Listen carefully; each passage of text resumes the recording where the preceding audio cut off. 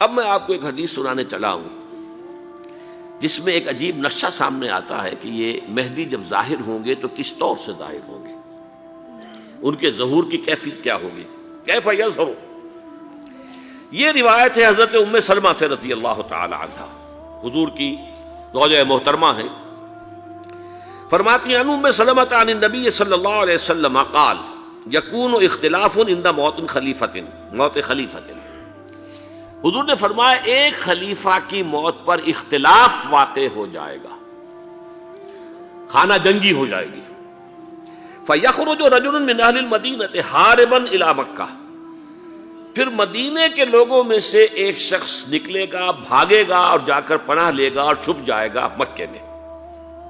فَيَأْتِيهِ نَاسٌ مِّنْ أَهْلِ مَكَّةِ، پھر اس کے پاس آئیں گے اہل مکہ، مکہ کے لوگ، فَيُخْرِجُونَهُ، اور اسے نکالیں گے، جہاں وہ چھپے ہوئے ہوں گے وہاں سے نکالیں گے۔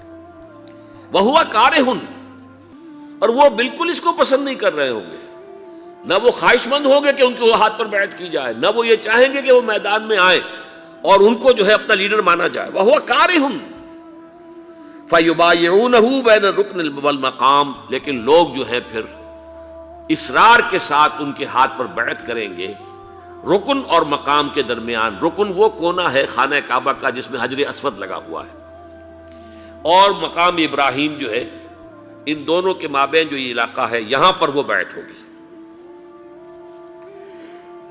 وَيُبْعَثُ إِلَيْهِ بَعْثٌ مِّنَ الشَّامِ، ان کے خلاف ایک لشکر بھیجا جائے گا شام سے۔ نہیں کہا جا سکتا کہ باسی حکومت اس وقت کی جو ہے اس کی طرف سے کوئی مسئلہ اس طرح کا اٹھ کھڑا ہو، اس لیے کہ ابھی تو بہرحال باسی حکومت وہاں ہے۔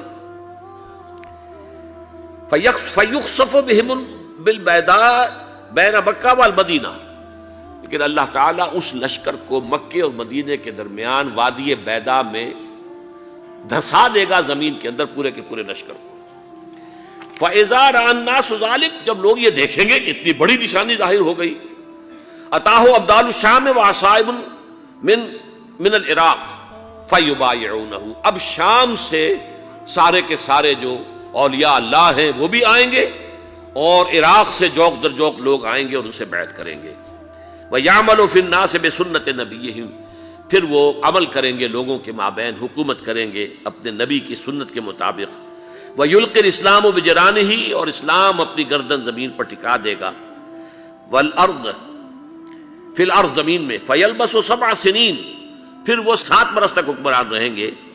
ثم یتوفا، پھر ان کا انتقال ہوگا۔ ویصلی علیہ المسلمون، اور مسلمان ان پر نماز پڑھیں گے۔ یہ جو میں نے آپ کے سامنے نقشہ کھینچا ہے، اس سے اب میں ایک نتیجہ نکالتا ہوں، اسے بھی میرا گمان کہیے، اختلاف بھی کر سکتے ہیں آپ، اگر اس کو وزنی سمجھے تو قبول بھی کر سکتے ہیں۔ وہ یہ ہے کہ میرے نزدیک ان کے ظہور کا وقت قریب ہے، اور اس کی تھوڑی سی بعد میں مجھے معلوم ہوا کہ جین ڈکسن غالباً نام ہے امریکن اس کا، جس نے یہ پیشن کوئی خبر دی تھی کہ 1962 میں عالم عرب میں ایک بچہ پیدا ہوا ہے کہ جو وہاں کا نقشہ بدل کر رکھ دے گا۔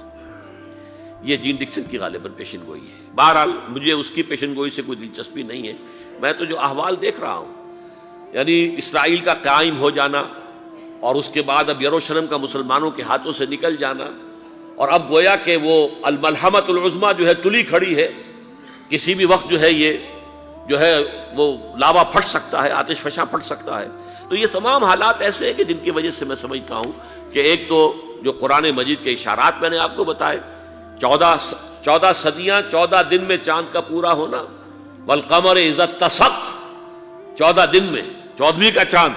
اسی طرح اب یہ 14 صدیوں کے بعد یہ صدی جو 15ویں صدی ہے، یہ در حقیقت ظہور امام مہدی کی صدی ہے۔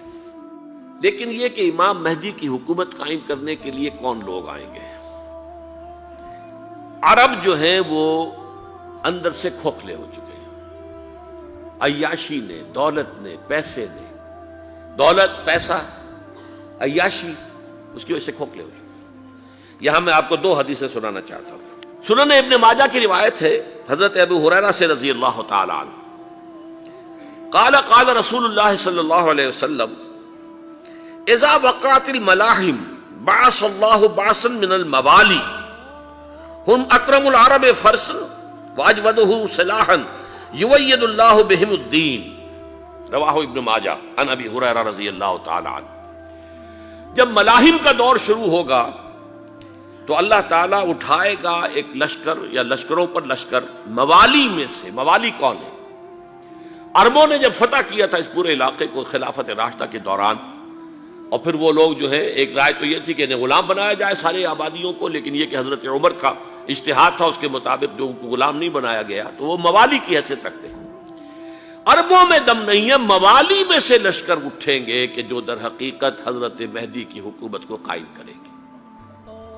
دوسری حدیث سنیے، عن عبداللہ ابن الحارث رضی اللہ تعالی عنہ، اور یہ ابن ماجہ کی روایت ہے، قال قال رسول اللہ صلی اللہ علیہ وسلم یخرج الناس من المشرق فیوطئون للمہدی یعنی سلطانہ، لشکر نکلیں گے، لوگ آئیں گے مشرق سے اور وہ حضرت مہدی کی حکومت کو جمائیں گے اور قائم کریں گے۔ اب ذرا نوٹ کیجئے کہ جزیرہ نما عرب کے مشرق میں کون سے ملک ہیں؟ 3، ایران، افغانستان، پاکستان۔ یہ 3 سالڈ مسلم ممالک، مسلم آبادی اکثریت۔ ویسے تو یہ کہ آگے ہندوستان میں 20 کروڑ مسلمان ہیں، لیکن وہ 20 کروڑ جو ہے وہ تو 80 کروڑ کے اندر تحلیل ہو جاتے ہیں غیر مسلموں میں، لیکن یہاں جو معاملہ ہے یہ غالب اکثریت کا۔ ان میں سے ایران کا معاملہ جہاں تک ہے، نمبر 1 یہ کہ وہ شیعہ عقائد کے حصار میں بند ہے، اس سے ادھر ادھر ہونا اس کے لیے ممکن نہیں۔ حدیث میں یہ بھی آتا کہ اصفہان سے 70,000 یہودی دجال کا ساتھ دیں گے۔ لیکن بہرحال خراسان ایک صوبہ ہے افغانستان کا اس وقت بھی، شمال مشرقی کونے میں، مجھے امید ہے وہاں سے خیر کی، کیونکہ خراسان کا لفظ وہاں پہ شامل ہے، اور حضور کی حدیث میں بعد میں آپ کو سناؤں گا کہ خراسان سے فوجیں چلیں گی جو یروشلم کو دوبارہ حاصل کریں گی، فتح کریں گی، جیسے پہلے یروشلم کھویا عربوں نے تھا، دوبارہ حاصل کیا تھا کرد نے، کرد خون صلاح الدین ایوبی رحمت اللہ علیہ، ایسے اب پھر عربوں نے کھویا ہے، لیکن لینے والے خراسان سے لشکر آئیں گے۔ یخرج من خراسان رایات سود لا یردھا شیء حتی تنصب بإیلیا، خراسان کے علاقے سے کالے علم لے کر لشکر چلیں گے جن کے رخ کو کوئی موڑ نہیں سکے گا جب تک کہ وہ جا کر یروشلم میں نصب نہ ہو جائے۔ اس کے بعد نام آتا ہے پاکستان کا۔ یہ ہے میری اور آپ کی داستان، اور یہ ہے سبب جس کی وجہ سے کہ میں آپ سے یہ گفتگو کر رہا ہوں۔ اصل میں تو کس لیے؟ محض ایک علمی استفادہ، محض اپنی بات آراء کو ظاہر کرنے کا شوق نہیں، بلکہ یہ کہ اپنی ذمہ داری ہم پہچانیں کہ ہم کس مقام پر کھڑے ہیں۔ دیکھیے، اس پاکستان کے بارے میں یا ہندوستان کے بارے میں علامہ اقبال نے کہا تھا اپنے ترانہ ملی میں، میر عرب کو آئی ٹھنڈی ہوا جہاں سے، میرا وطن وہی ہے، میرا وطن وہی ہے۔ اور مجھے بتایا گیا کہ سنن ابی داؤد میں یہ روایت موجود ہے کہ حضور نے فرمایا کہ ہندوستان کی طرف سے مجھے ٹھنڈی ہوا آتی، اگرچہ مجھے وہ حدیث ابھی نہیں ملی ہے، لیکن حزب التحریر کا ایک کارڈ مجھے ملا تھا، تو اس میں اس حدیث کا اور اس میں ابو داؤد کے روایت کا حوالہ موجود تھا۔ لیکن میں جو چیز آپ کو بتا چکا ہوں وہ یہ کہ الف ثانی کا پورا تجدیدی کارنامہ اس ہندوستان کی سرزمین میں ہوا۔ مجدد الف ثانی شیخ احمد سرندی، شاہ ولی اللہ دہلوی، سید احمد بریلوی، وہ تو ہمارے پاکستان میں آ کر جو ہے ان کا خون جذب ہوا ارض پاکستان میں۔ پھر شیخ الہند مولانا محمود حسن۔ تحریک خلافت چلی تو صرف ہندوستان میں چلی اور کہیں نہیں چلی۔ آزادی کی تحریک چلی پوری دنیا میں، وہ نیشنلزم کی بنیاد پر چلی، ملے نیشنلزم، عرب نیشنلزم، ترک نیشنلزم۔ ہمارے ہاں چلی تو اسلام کے نام پر، پاکستان کا مطلب کیا؟ لا الہ الا اللہ۔ پھر پاکستان قائم ہوا معجزے کے طور پر، بلکہ نازل ہوا ہے لیلۃ القدر میں، انا انزلناہ فی لیلۃ القدر، جیسے قرآن نازل ہوا لیلۃ القدر میں، یہ پاکستان بھی نازل ہوا لیلۃ القدر میں۔ اس کا برقرار رہنا ابھی تک معجزہ ہے۔ ہندو یہ سمجھتا تھا، کانگریس سمجھتی تھی کہ جھٹپٹ ختم ہو جائے گا۔ پھر یہ کہ اس کا قرارداد مقاصد کا پاس ہو جانا، مزید بھی اور اضافی دفعات دستور میں آ جانا، اب کمرشل انٹرسٹ کو ربا قرار دے کر حرام قرار دینا، یہ سارے لینڈ مارکس ہیں کہ جو اشارہ کر رہے ہیں کسی چیز کی طرف، معاملہ کدھر جا رہا ہے۔ پھر یہ کہ یہ جو 14ویں صدی کے مجدد تھے شیخ الہند، اس کے بعد سے کچھ ایسی شخصیتیں عظیم پیدا ہوئی ہیں ہند میں جن کو میں سمجھتا ہوں کہ 14ویں صدی کے مجدد اور 15ویں صدی کے مجدد کے درمیان یہ 15ویں صدی کے مجدد کی راہ کو سیدھا کرنے والے، جیسے کہ حضرت یحییٰ نے کہا تھا میں تو آنے والے کا راستہ سیدھا کر رہا ہوں حضرت عیسیٰ کے لیے، ایسے ہی 15ویں صدی کے لیے امام مہدی کے لیے راستہ صاف کرنے والے سب سے پہلے علامہ اقبال، جنہوں نے اسلام کا تصور دین کی حیثیت سے دوبارہ زندہ کیا ہے، ورنہ اسلام ایک مذہب کی شکل اختیار کر چکا تھا۔ پھر مولانا مودودی، مولانا ابوالکلام آزاد حکومت الہیہ کے نعرے کے ساتھ میدان میں آئے۔ یہ اقبال نے جو تصور پیش کیا تھا اس پر عملی جد و جہد کے لیے حزب اللہ قائم ہوئی۔ نوٹ کر لیجئے 11 برس کا فرق ہے عمر کا علامہ اقبال کے اور ابوالکلام کے، اور 1913 میں جب حزب اللہ قائم کی ہے اس وقت علامہ اقبال کی ملی شاعری اپنے عروج کو پہنچ چکی تھی۔ پھر یہ کہ علامہ اقبال کے بعد تعمیل جو ہے اس کام کی وہ ابوالکلام نے کی، لیکن روایتی علماء کی شدید مخالفت کی وجہ سے وہ بددل ہو کر چھوڑ گئے، کانگریس میں شامل ہو گئے، بساط جو ہے حزب اللہ کی انہوں نے لپیٹ دی۔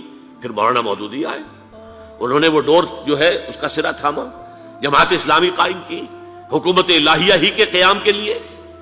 اگرچہ میرے نزدیک یہ کہ وہ انتخابی اور ایک قومی سیاست کی ایک جماعت بن کر پاکستان میں جو ہے دلدل میں پھنس گئی ہے، اب ہم اس کی کوشش کر رہے ہیں تنظیم اسلامی اور یہ تحریک خلافت جس کے تحت یہ جلسہ ہو رہا ہے، یہ ساری چیزیں وہ ہیں کہ آپ کو سوائے پاکستان کے اور کہیں نہیں ملیں گی پوری دنیا میں۔ معلوم ہوتا ہے کہ پاکستان کو بہت بڑا رول پلے کرنا ہے اس میں، اور اس کے ساتھ اب جمع کر لیجئے افغانستان کی عمارت افغانستان، اسلامی عمارت افغانستان قائم ہو چکی ہے۔ یہ پچھلے 20 سالوں میں جو کچھ وہاں ہوتا رہا ہے اس سے پہلے تصور نہیں ہو سکتا تھا۔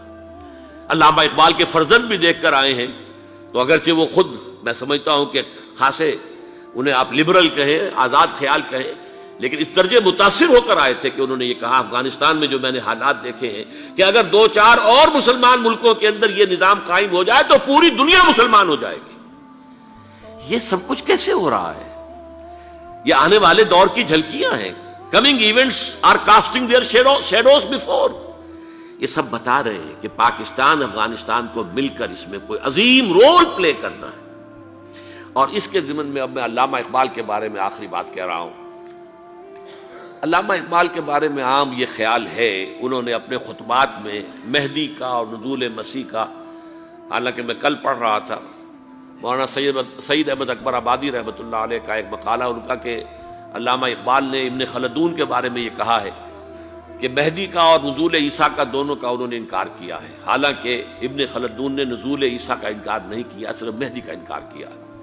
بہرحال علامہ اقبال نے خطبات میں انکار کیا ہے، لیکن یہ کہ اپنی شاعری کے اندر میں چیلنج کرتا ہوں کسی بڑے سے بڑے اقبال شناس کو، ان کا یہ شعر ذرا سنیے: خضر وقت از خلوت دشت حجاز آید بروں، کارواں زی وادی دور و دراز آید بروں۔